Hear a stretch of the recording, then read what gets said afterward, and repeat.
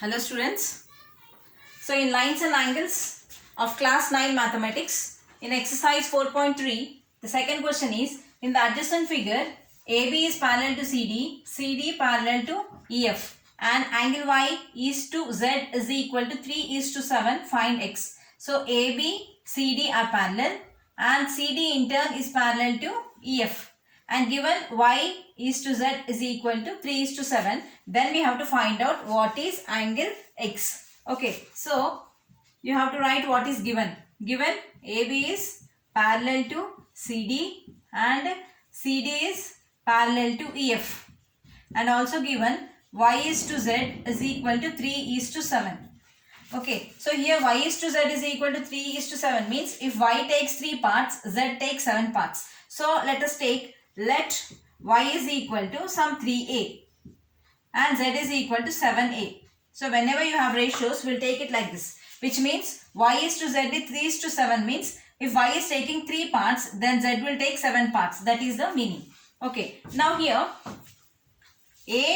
AB is parallel to CD and here you have angle X. So what will be this angle? So you should be very careful in writing this one. Here the angle formed, the angle here, this angle and angle X is 180 degrees. So this one I can write it as 180 minus X. This angle I can write it as 180 minus X. So that when you add 180 minus X plus X, the angle formed here is 180 degrees. Similarly, here what will be the angle? Here angle Y plus the angle formed here. If you add these two, you will get 180 degrees because this is the angle on the straight line. So how much is this one? This angle is 180 minus Y. So that when you add Y plus 180 minus Y, the entire angle is 180 degrees. Okay. Now, next step is, here because AB is parallel to CD, this angle 180 minus X will be equal to Y. Since AB is parallel to CD, 180 minus X is equal to angle Y. 180 minus angle X is equal to angle Y. Since alternate angles are equal. Since they are alternate angles. Similarly, here CD is parallel to EF. The CD is parallel to EF. Angle Z is equal to 180 minus Y. Because 180 minus Y, angle Y is equal to angle Z. Again because these two are corresponding angles. Okay, so you can write this as corresponding angles. So here also if you observe, these are also corresponding angles, not alternate angles. These are also corresponding angles. Just change it. These are corresponding angles. See here, if you take like this angle and this angle, this is Y. So these are corresponding angles, not alternate angles. And here in this case also, if you observe, the line is like this. This is 180 minus Y and this is Z. So these are also corresponding angles. So mark this as equation 1 and this one as equation 2. So now you substitute these values. So from 2, first from 2 we will write because we have the values of Y and Z. 180 minus angle Y is how much? 3A is equal to angle Z is how much? 7A.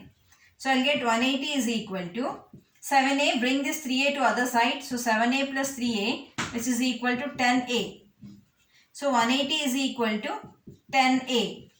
So A is equal to how much? 180 by 10, which implies A is equal to 18. We got A is equal to 18.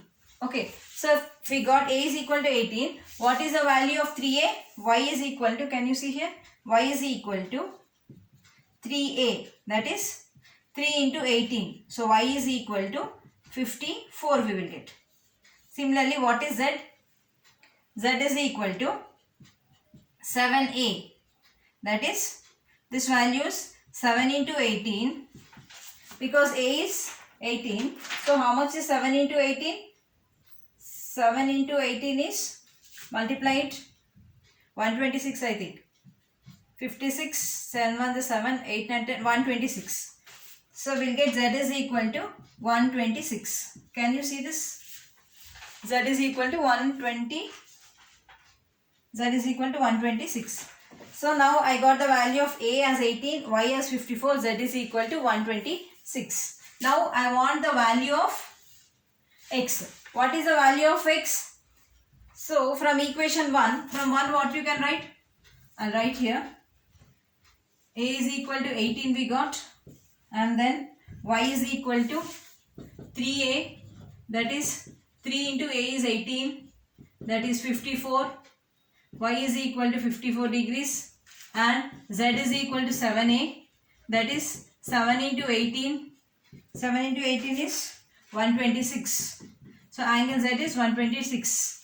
Now from equation 1, from 1 what you can write? Angle Y is equal to 180 minus angle Z is equal to angle Y is equal to 180 minus angle X. From here, from this equation, angle Y is equal to 180 minus angle X. So but what is angle Y? Angle Y is 54. 54 is equal to 180 minus X. So bring X to other side. So minus X becomes plus X. 180. This 54 bring it to this side. It becomes minus 54. So X value will be 180 minus 54 is 126. So X value is 126.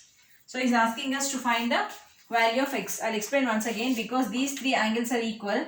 Here I am writing the other angle of this one. This we are writing now, because the sum of the angles on the straight line is 180 degrees. This also we are writing here, because sum of the angles is 180 degrees. And then we are taking Y is to Z is 3 is to 7. So I am taking Y is equal to 3A, Z is equal to 7A. And then 180 minus angle X is equal to Y. So because these two are corresponding angles, I am equating 180 minus X to angle Y, taking it as equation 1. And when you take this DF, here these two are corresponding angles. So 180 minus Y is equal to Z.